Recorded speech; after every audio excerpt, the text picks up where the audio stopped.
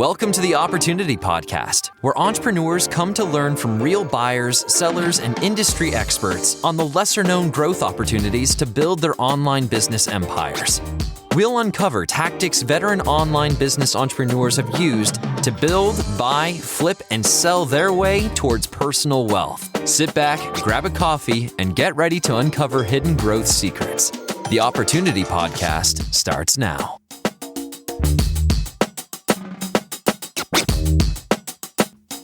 Welcome back, everyone, to the Opportunity Podcast, your go-to resource for hidden growth opportunities throughout online business.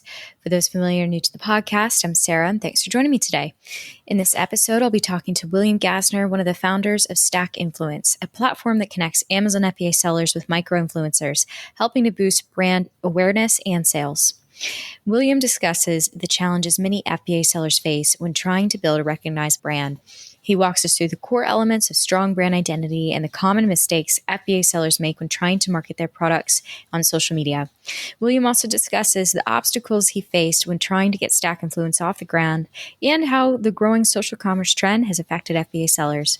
If you're looking for new ways to get your FBA brand on everyone's lips, then this is the episode for you. Let's get started.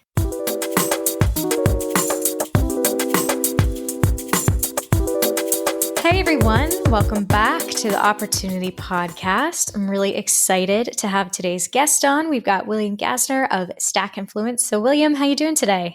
I'm doing great, Sarah. Cannot complain. Can't complain. Okay.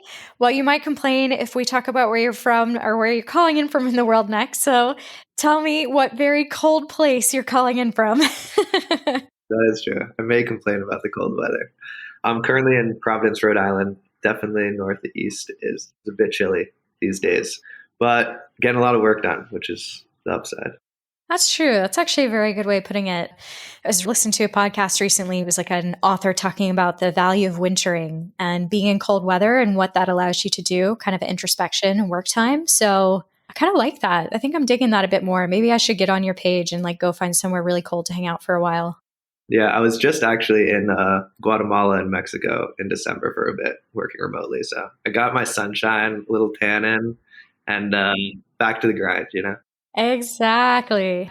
Easier to sort of grind from your apartment somewhere that you call home versus maybe, where there's a lot of fun happening in Mexico and Guatemala for sure. No question. So talk to me about, almost a hard question. How'd you get to where you are today? I understand that you own and founded many businesses in your time. I'm wondering what inspired your entrepreneurial spirit and what led you to the world of online business?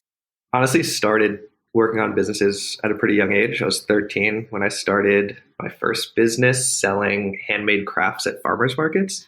I grew up actually on this little island off the coast of Rhode Island and had a lot of art fairs, pretty creative community. And yeah, my parents were supportive. They ran a little shop on the island and so kind of got us into making crafts at an early age and started selling handmade cutting boards was the first venture I got into. And then that evolved into a few other product ventures, got me into the digital marketing world and making websites. And yeah, and then Stack Influence is my 8th venture. A lot of failures, few successes, but a lot of lessons learned at the end of the day. Awesome. Wow. 8th venture. That's so cool. That's so funny. It's not really something I've thought about often, weirdly enough, but I guess got started probably not as continuous in entrepreneurship as you, but I started doing craft fairs at 13, 14. I was making jewelry. I was making guitar pick earrings of all things, making really awesome. Weird things into earrings. And that was my way of making money throughout my teenage years before I could work. That's super cool. Very cool. Although I think it sounded like you launched more than I did. Yeah, I mean, similar starting paths. Actually, it's really funny. My older cousin, who was a mentor of mine in my early days, runs a jewelry company where she makes bracelets and necklaces out of famous musicians' guitar strings. What? So kind of a similar, concept. She thought of the idea to have famous musicians donate their guitar strings to her. And then 100% of the proceeds go to charity, but you can get a bracelet with John Mayer, Joan Baez, Eric Clapton. And yeah, it's a pretty cool concept, but similar to the guitar pick, basically. So That is just like a way cooler idea than what I had. That is awesome. Genius. It is so cool. So you were talking about your journey to get to where you are today with Stack Influence. Tell me a little bit about Stack Influence and who you guys are. Yeah, so high level, Stack Influence is a micro influencer marketing platform. We are 100% managed, meaning that you don't have to kind of get into the nitty gritty of the influencer marketing world, which is quite time consuming and can be very expensive. And yeah, we specialize in scaling and then also really focusing on helping brands scale on Amazon. And yeah, that's pretty high level. I can go into more detail of how the concept evolved and how we really got into it a bit later if you're interested. Yeah. I mean, I do have some follow-up questions on that. I guess the first thing that comes to mind is I was so interested in how you guys are positioned to help Amazon sellers in particular. And I'm curious, like, what is your take on sort of challenges that exist for FBA business owners when it comes to building a recognizable brand identity? Yeah, so first and foremost, competition is quite fierce these days. I think there's a stat that 2,000 new sellers join Amazon every day, and there's around 2 million active sellers. So really, there is quite a challenge to compete in that marketplace. And you used to really be able to throw up a listing, optimize some keywords, get a good photo, and you would do pretty well. But now it really takes building a brand both inside and outside of Amazon. So what I see as far as kind of the brands that are doing it well have what's called the branded storefront on Amazon, have a lot of great graphics, rich content in their product pages. They're getting involved with new programs like Amazon Live. Amazon just launched this new post program, kind of like a social feed. And then off of Amazon, they have a good website, quality social media profile, and they're performing a lot of marketing initiatives like online ads and influencer marketing. So that's really the strategies that I see good Amazon brands doing. And the challenges that kind of you face in this world are that all of those things aren't always easy and they're very time consuming and can be expensive. And so I would say kind of those three factors are the biggest issues facing FBA businesses when they're just trying to get off the ground, right?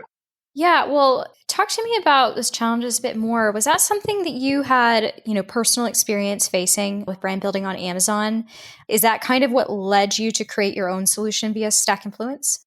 Yes. So first off, one of the ventures that really got me into the Amazon world was actually during the fidget cube trend. Do you remember? Or fidget toy trend? Do you remember the fidget spinners, et cetera? I do. So my co-founder and I were pretty big pioneers in that space. And we really hit it off in the Amazon world and started using a lot of influencer marketing to build our brands, drive awareness, and create content for our social profiles, increasing our ad conversion, strengthening our brand, et cetera. And during that time, we found it to be extremely time consuming, managing basically influencers, specifically micro influencers at scale. So we started to build out a bunch of in-house processes to make everything more efficient. So kind of built out some softwares to find influencers for us, to communicate more efficiently, and kind of outsource a team to support all these influencers we were working with, because we found it just to be the most cost-effective and efficient solution out there to grow. And Stack Influence was basically born out of that and out of also kind of those difficulties we found.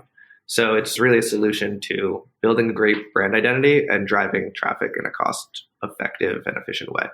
Save you time, save you expenses, and we try to do it better than any other influencer platform or an in-house influencer program can accomplish. Yeah. I mean, I'm excited to talk to you about influencers. I'd love to get particular definitions and how they work with them, because I understand that you specialize in, micro influencers. I'm curious, talk to me about who a micro influencer might be and what are the benefits of marketing through them versus, say, going out and trying to find some macro influencer or celebrity to back your product. Yeah, great question. So there is a variety of definitions of what exactly is a micro influencer, depending on where you look, right? Or who you talk to. First and foremost, some people say micro influencer is anyone with 100,000 followers or less. Most of people define it by follower base. Some people say 10,000 followers or less. Facebook recently came out and said they define them as 25,000. How we really define micro influencers at Stack Influence is social media users' willingness to promote a brand in exchange for a product. And the majority of our influencers do fall under that kind of Facebook definition of 25,000 followers, because what ends up happening is once you get over that threshold, it's far and few between finding people who are willing to promote something just for a product, right? But that's basically how we define micro influencers. Yeah, I've got this question that just popped up top of my head. So bear with me because it might be messy. But when the way that you just talked about defining micro influencers, it's any person that's willing to promote a product. I'm curious, do you find the largest base of people willing to be a micro influencer? Are they kind of the Gen Z population who seem to be kind of really bought into that? Or is that base a little bit wider than just, say, a younger audience? Social media right now, definitely a large younger audience, or large population is a younger audience. But we find actually that some of our older population perform better with influencer marketing, are more interested in kind of doing product promotion. Wow. So it's totally spans all ages. And it really comes down to also the products you're promoting, right? There are some products that are specifically targeted at older demographics and some that are more so Gen Z. It also depends on the social platform, right? TikTok, more younger audience comparatively to, you could say, Facebook or Instagram, right? Yeah. No, it's interesting. I hadn't really thought about that, which audience actually might have, just a better turnout. I'd imagine with an older audience, they're a little bit almost less saturated on offers. Therefore, I think you just get overall better engagement. You've got people with maybe a bit more time and attention on a few key players versus, say, the younger generation who just watching a lot of different things all at once. So that's interesting. Definitely also older generation kind of, you're promoting to population that may have more money to spend, right? Yeah. Which is kind of possible other benefit, or definitely benefit. However, all that to say, the majority of, let's say, influencers definitely fall within the 20 to 40-year-old range. So not so much obviously a lot of younger teens are on the social platforms, but less so much people doing a lot of influencer marketing. I appreciate you kind of setting that out. We're talking about the foundations of what you're doing. What would you say would be the core elements of brand identity needed to be in place before Sabran can successfully market on social media? Yeah. So core identity, there's really, in my opinion, I would say 4 core brand building blocks that every brand, in my opinion, should have. Actually, there's a quote from Jeff Bezos that I like to tell people, which is, your brand is what other people say when you're not in the room. So at the end of the day, really your brand is your reputation, right? And how people identify you. So big advocate of branding myself. And I would say those 4 kind of building blocks, first and foremost, you want a good logo, right? And a name that really represents who you are. One example, honestly, that comes to mind just on the topic of Amazon, which is a great brand, is their name represents the Amazon rainforest, right? Which is the world's largest rainforest with some of the highest biodiversity on the planet, which perfect representation for what Amazon is today, which is simply most diverse marketplace to ever exist, right? Absolutely. And another cool thing, which I somewhat recently figured out, took me a little while, but their logo, if you see, has a little arrow that points from A to Z in their logo. Yeah. It's basically every product from A to Z, right? So definitely got to have a good logo, start off. Secondarily, branding colors, right? And big psychology behind colors rooted in evolution that I think businesses should take into consideration. One example of that is that I like to kind of bring up in conversations is red indicates the desire or excitement, right? And most likely comes from red being one of the most common colors of fruit, and animals desire to seek out and get excited when they find ripe fruit, right? And then I would say third kind of important thing is typography, which similar to the logo gives you feeling and reputation for your brand. And then last but not least is your content style. So how do you want people to be portrayed in your content, from psychographics like interests and occupations to demographics like gender and ages, and then colors, feelings, messaging also should be additionally portrayed in that content and bring the whole package together. Right? Yeah, it's super interesting you talking about that. Breaking down even Amazon, and we're so used, it's we take Amazon for granted, I suppose, in a way, interacting with that brand so often that we haven't really stopped to think and analyze what it was the meaning behind it, the ethos behind that. I mean, that might be a whole discussion within itself. But yeah, no, it's just really interesting to kind of take a step back and look at it and break it down that way. Speaking of Amazon, you're talking about working with micro influencer strategies on Amazon, which, it's interesting. I think a lot of Amazon sellers that we talk to, they would love to work with influencers, yet they struggle with kind of even knowing how to actually establish them on social. If they did manage to get past that bit, they're like, who in the world is my person? So I think just sort of breaking it down a little bit, when you're tailoring a micro influencer strategy to a particular business, does your strategy change at all depending on the size of that FBA business? Or, are you looking at fundamentals that's going to stay the same from small businesses all the way up to a 7-figure business? Good question. So I would say really, for the most part, fundamentals are the same, but we do recommend, the biggest difference between startups and 7-figure businesses is aggressiveness and scale due to budget constraints, right? But the cool thing about micro influencers comparatively to, you could say, mega or celebrity influencers, which I think was actually a previous question you kind of had, is that it's much more accessible to not only bigger, more successful businesses, but also to people just starting out, right? And the true reason behind that, first and foremost, they're cheaper because many of them are willing to promote just for a product, right? You can send products out and you can get promotions. But other kind of high-level things are that I think are why they're much more effective, you could say, than the larger influencers are. First and foremost, authenticity. Since they're not really getting paid and money is not their incentive is a product. So they're a real consumer at the end of the day, right?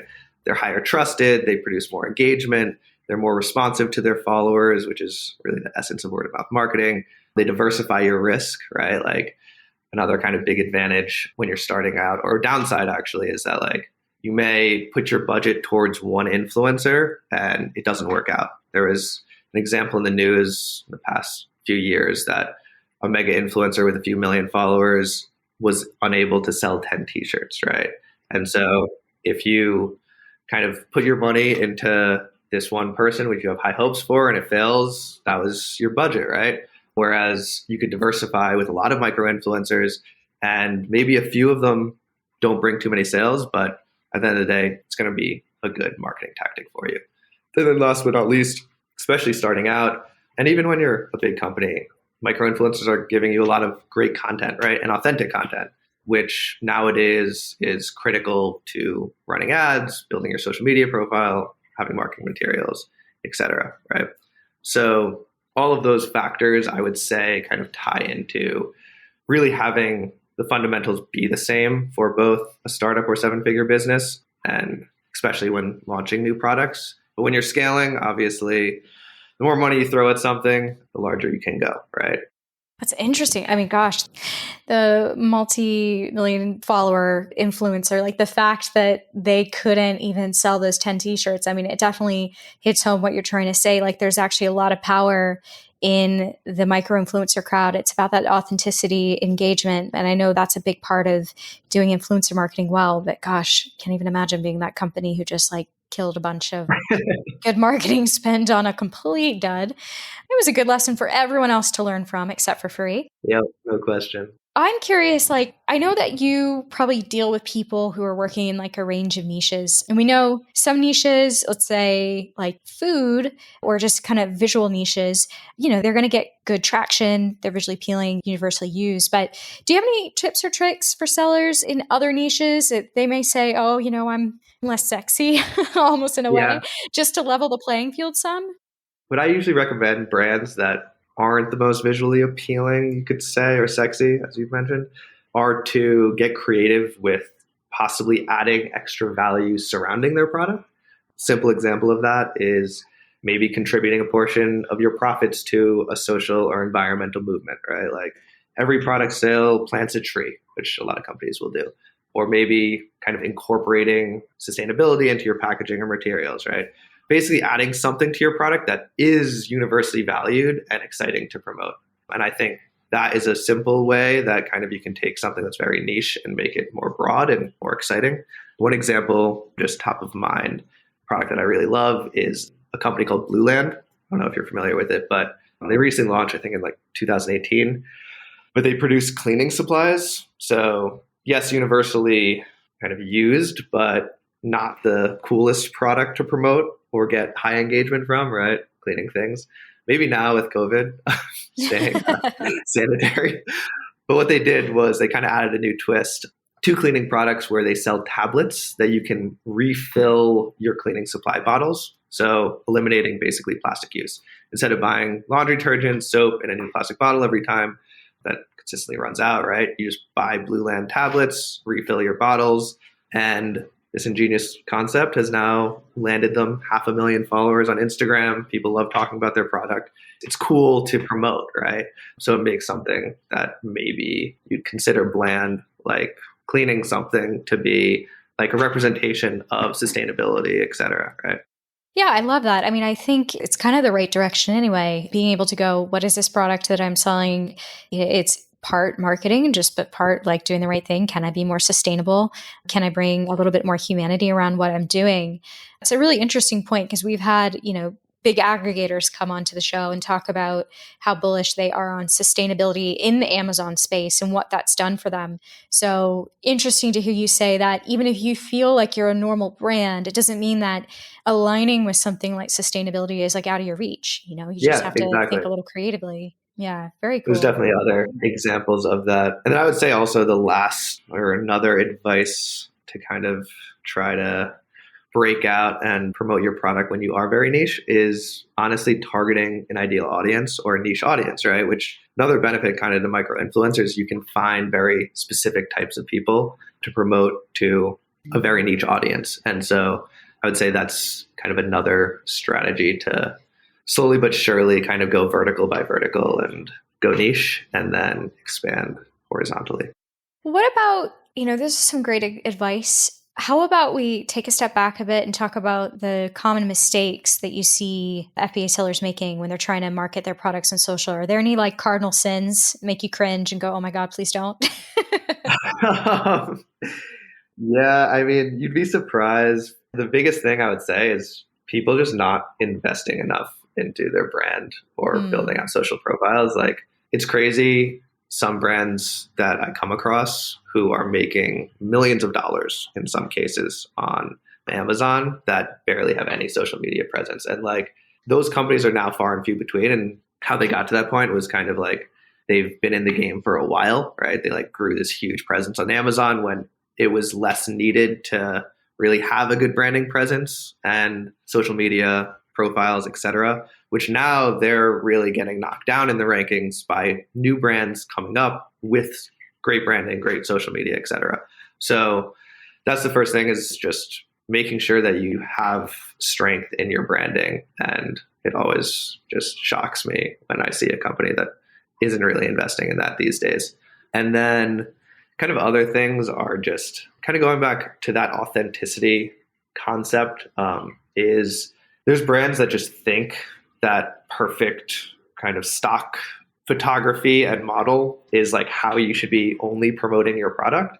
And the trend now, and really what relates to most people, is authenticity, is promoting something that is real and relatable, right?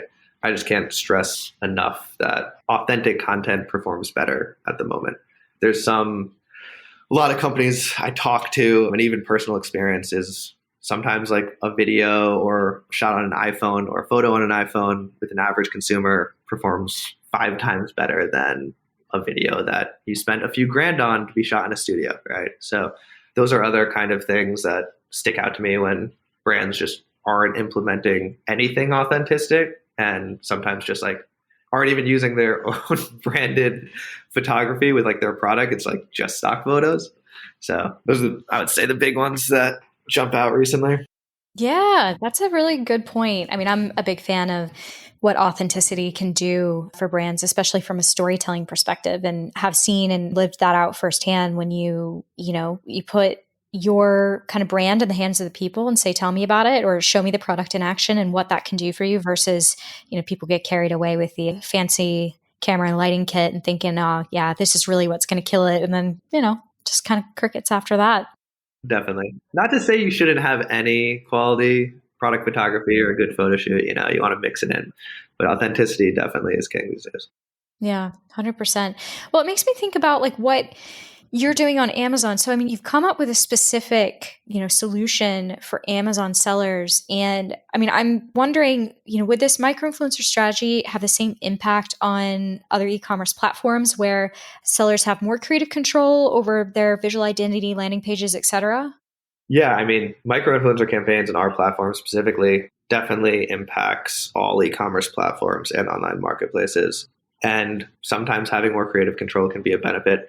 We just love working with Amazon sellers because you get a bunch of extra value out of our campaigns. And super high level reasons behind that are Amazon's obsessed with social traffic right now.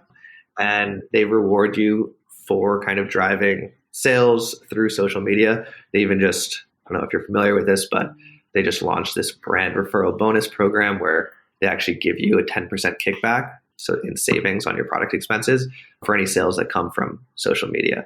And if you're getting those sales, it's also kind of contributing higher to your rankings, et cetera. So when our clients actually run our promotions through the Amazon platform, promoting Amazon, you just get extra value in addition to all of the extra things of brand building and awareness and content that you're receiving from the social promotions, right? But not to say that our platform doesn't help any e-commerce platform, which it definitely does. That's interesting. Yeah, I was just talking to someone else right before this about just some of the things that Amazon is rolling out for sellers. And I said to them, I felt like it was like a tectonic shift. Like it seems like Amazon is, doing what they do, which is figuring out how to stay more competitive than ever. I think offering sellers a little bit more than they have previously. I mean, we know sellers are flocking to the platform, like you said earlier, but it's still always been that, sellers come second to the customers kind of Yes. deal. Yes. There's no question about Yes, there's always like a shared grudge. Even if people are that. competing on Amazon, they still like get to feel the pain together. Misery loves Yeah. company. So fascinating that they are somehow shifting that a bit. I'm very curious to see how that plays out this year. Speaking of trends and things that are changing, I would love to know how you see the growing social commerce trend. Has it made it easier to sell and market through social media, or has there been a dramatic rise in competition to fight against? Competition definitely has become fierce and no question has increased difficulty to stand out. But overall, I think that the growing social media commerce trend has made things easier in the sense that it's become just more normalized for consumers to see product promotions on social. Like when social media first came out, at our promotion felt like it was really like violating your experience, right? But now it's totally commonplace. So used to being violated now on social. It's Now there's fine. different violations of are they listening to me and tracking me, right? Yeah, exactly. But that perception's also changing, right? Some people are like, yeah, I was talking about this and thinking about this, and now I'm seeing an ad and I actually Yep. want it. Even though that's a whole another discussion about freedom and It's weird. Sometimes I swear to God, I'm like, they go from I was only thinking about it, said it to nobody, searched nothing. I don't know how they hacked that one. That one I want to know how they do, but I'm sure I'll figure it out at some point. yeah, no question. Another aspect too is that the social platforms, in my opinion, right now are really evolving into e-commerce platforms, and a lot of them are honestly incorporating e-commerce features into it. But in a consumerist kind of behavior, there's a lot of people who now prefer to actually go shop through Instagram or TikTok or other social platforms as opposed to going to Amazon, right? Like they like that attribute of getting product recommendations from people they follow. And so there is that incentive to have a good social media presence in order to drive traffic to your other e-commerce stores, and sometimes just making sales on the social platforms themselves. Yeah, no, it's interesting to hear about that progression. I mean, it's obviously one that I lived out and witnessed, but it's one of those things. I think it's like the beauty of being a digital nomad and traveling full time is like, I feel like I can't order anything comfortably anywhere, which has been great for my wallet. But I know heading back to the States soon, I'm going to see all the things I can now very easily order to my house in the US. It's going to be a problem. So we'll see. No question. I'll be on the other side of a well executed micro influencer campaign. I'm curious, just like a couple personal questions for you. You're one of the first influencer agencies working the Amazon space. I would love to know, what are some of the obstacles you face getting Stack Influence off the ground? Yeah, I would say first and foremost, probably trust was the biggest obstacle in the beginning. And I think that's honestly an obstacle the majority of startups face in their infancy.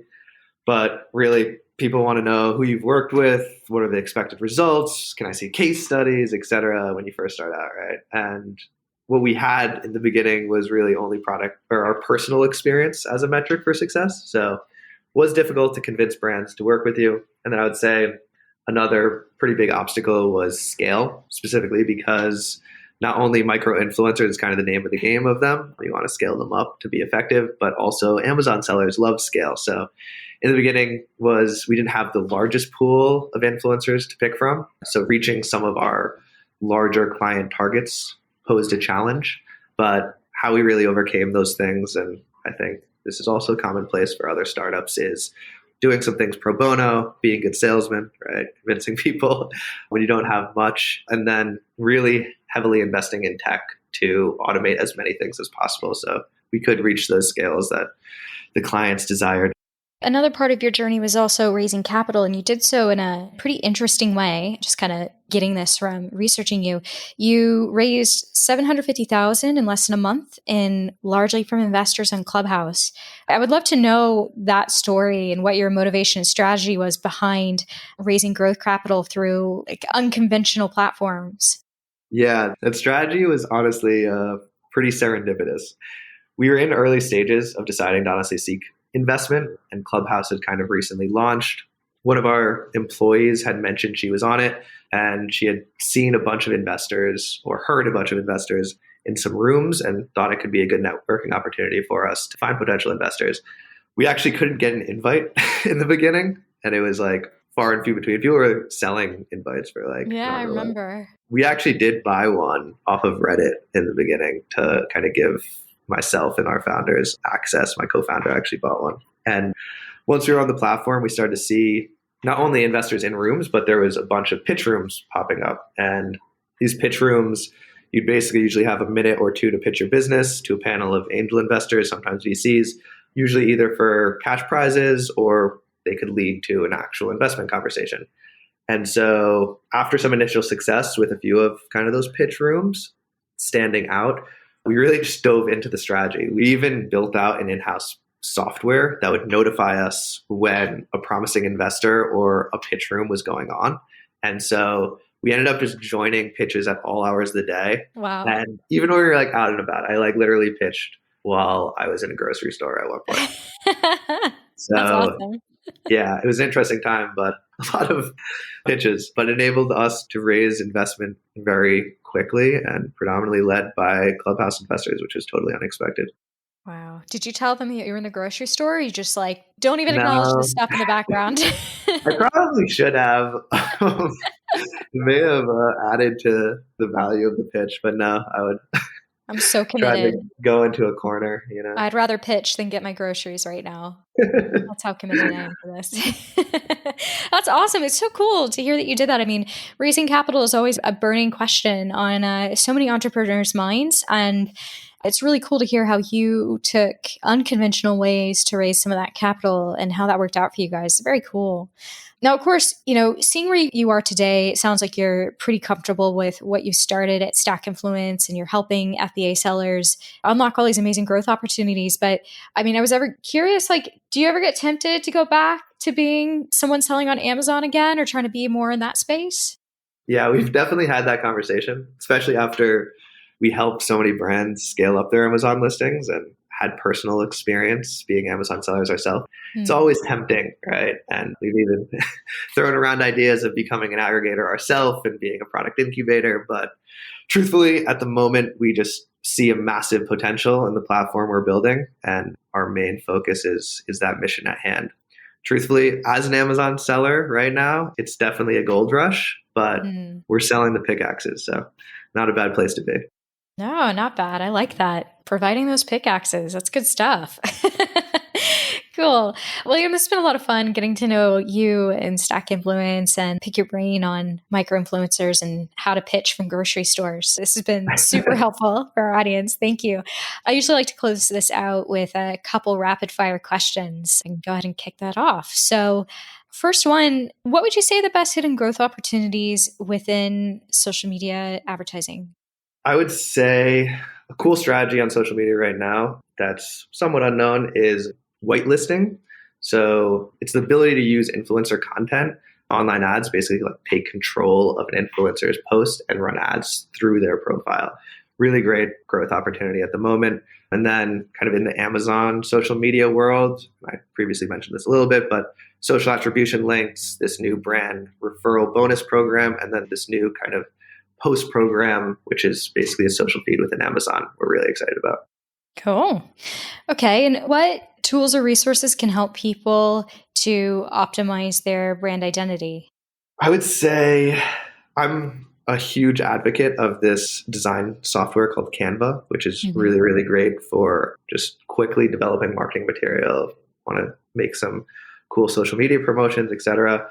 That's one. I would say another one that an advocate of is a company called 99 Designs. They enable you to create design competitions between a bunch of different outsourced designers, and you get to choose whichever your favorite design is after they kind of maybe make 20 different designs for you to choose from. And so really good way to kind of diversify and pick the best option for you. So I'd say those two are what I've found to be really cool softwares to optimize brand identity recently. I like that. Yeah, Canva's a lot of fun. And finally, what has been your funniest moment working within Amazon? Definitely a hard question, but there's a lot of funny moments every day. I will say one thing that comes to mind recently, we actually get on a demo call with a brand that was blatantly copying one of our other clients, like literally their entire branding, packaging design, and products to a T. And we kind of called them out for it and told them we don't feel comfortable promoting them. So that was pretty hilarious. And it's absurd how far they actually took it and kind of crazy what some businesses think they can get away with these days. There is whitelisting, right? Which is a huge thing on Amazon, is coming up with your own branding. But that's one thing. And it's another story to totally copy everything from A to Z for a brand you're competing with. And then trying to come after their marketing strategy and work with us. So.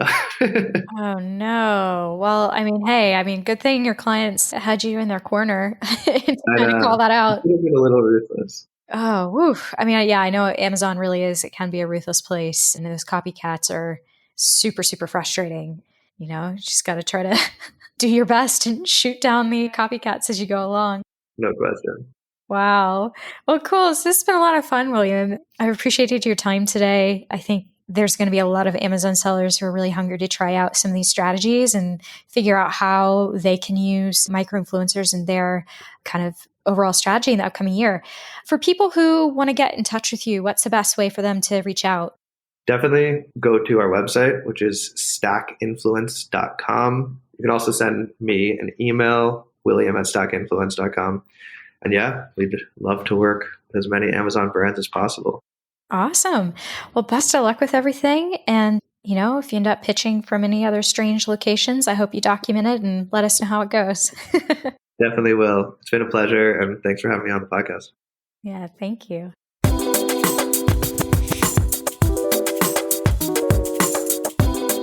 Hey everyone, thanks for tuning in.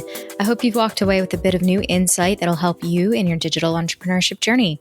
If you enjoyed this episode and you'd like to help support the podcast, please share it with others, post about it on social media, or leave a rating review. To learn more about businesses available for sale at Empire Flippers, click the link in the description or visit empireflippers.com/marketplace. Thanks again, and I'll see you next time.